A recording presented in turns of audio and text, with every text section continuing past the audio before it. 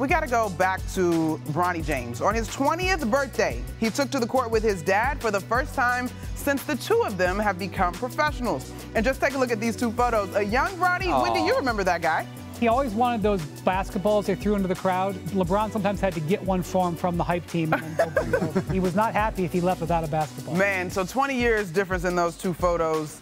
They're going to share the court for exactly 4 minutes, 9 seconds in their matchup versus the Suns. During that time, Bronny attempted 1 3-pointer, got 1 rebound, and had 3 turnovers. But here was Bronny talking after the game. LeBron, year 22, looks like he's still in his prime. And so as you're watching from that standpoint, are you viewing him kind of like as your teammate? I'm always thinking about, that's my dad, because that's literally my dad. So I just go out there and, when I'm playing, he's just my teammate. That's all I'm thinking at that point. It's literally my dad. It's not like my dad. It's my dad. LeBron is famous for holding Halloween parties, inviting all of his teammates. I think Bronny should dress up as his dad for Halloween. Now I'm racking my mind to think of horror characters that have a two-for father-son situation. Yeah, I don't know, but I don't think Bronny has to put much of a costume on to look like his dad. They gotta just put a little patch of the hair there, and this should be good. Big picture, though, y'all, as we go on this edition of NBA Today. Just what does this mean potentially for the success of the Lakers this season? Bronny's biggest contribution to this season for the Lakers is energizing his father. His job this year is going to be to get better in the G League probably, but also to keep his dad fully engaged because that's worth its weight in platinum, and so far it's working. Yeah, absolutely. This is about what it means for LeBron and his legacy and an incredible, moment between those two. It's time for a little bit of a game. Let's play Chop It or Drop It. Just in case you haven't played before, we're going to rattle off a topic. You'll decide whether you want to chop it, which means we'll rap about it, or drop it, which means we're moving on to the next topic. Y'all good? Got it. All right, here we go. Starting with Jason Tatum, who had a historical moment with a reporter in Abu Dhabi. JT, I'm sorry, I have to ask this. Is that a real watch you're wearing, or it's something? It look like a kid's watch or something, no? Got that fake one on? All right, the real question is the next one. Could you share your thoughts about your... That was crazy. Huh? You got that fake watch on? That was crazy.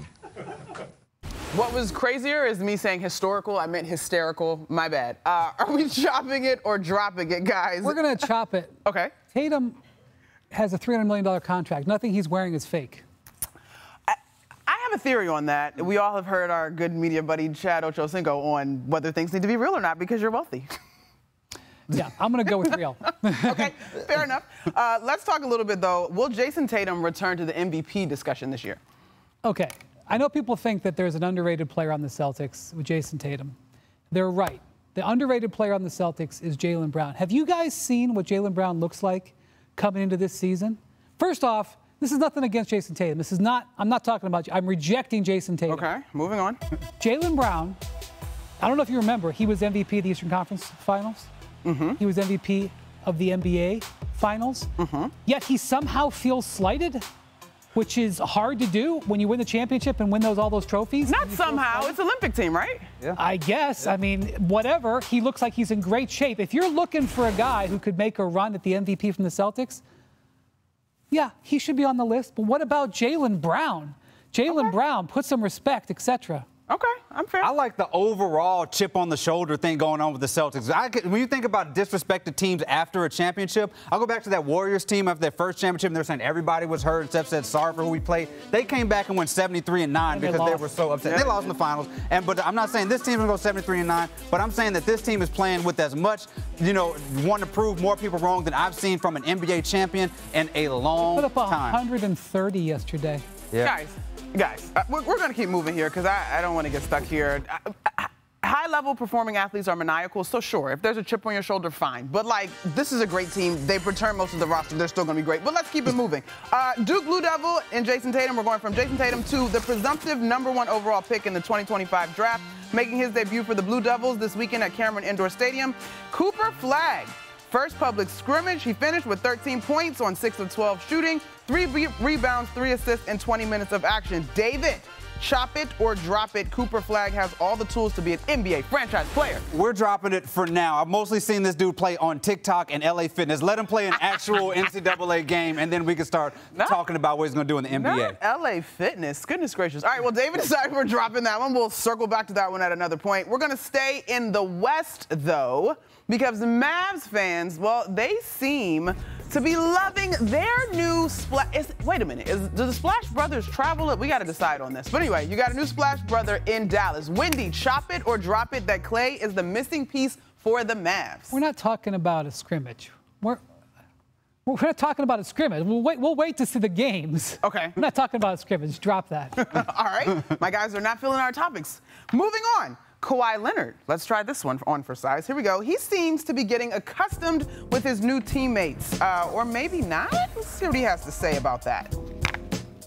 I mean, just the new guys, just watching them, the new additions we have from, Chris Dunn to Derrick Jones Jr., to some of the young guys that we brought in and, with Kai Jones last year, and just seeing, how they could develop. So just watching them from day one to day two to day three, just seeing their progression. But nobody stood out to me so far. Oh, Kawhi, never change. I am absolutely chopping this. This is absolute Kawhi hilarity. Okay, we're not chopping that his teammates didn't stand out to him. The question is, are the Clippers going to be a playoffs play-in or play-out team? They're going to be a play-out team. The Clippers are going to be a play-out team. But first of all, Kawhi named the guys by name, said each of their names, then said none of them have impressed me whatsoever. But this team is a play-out team. I'm worried about his health, them not having Paul George, being so reliant on James Harden. They're going to be out the playoffs. Honestly, it wasn't what he was trying to do. It was sort of a figure of speech. He was trying to answer one question with answered another. No big deal, but it was funny. It was funny in the true Kawhi form. All right. I wanna try to boast at what I look like. Keep them James Harden where I pull up long range. Jimmy with the heat, I'm on fire. It's NBA over here.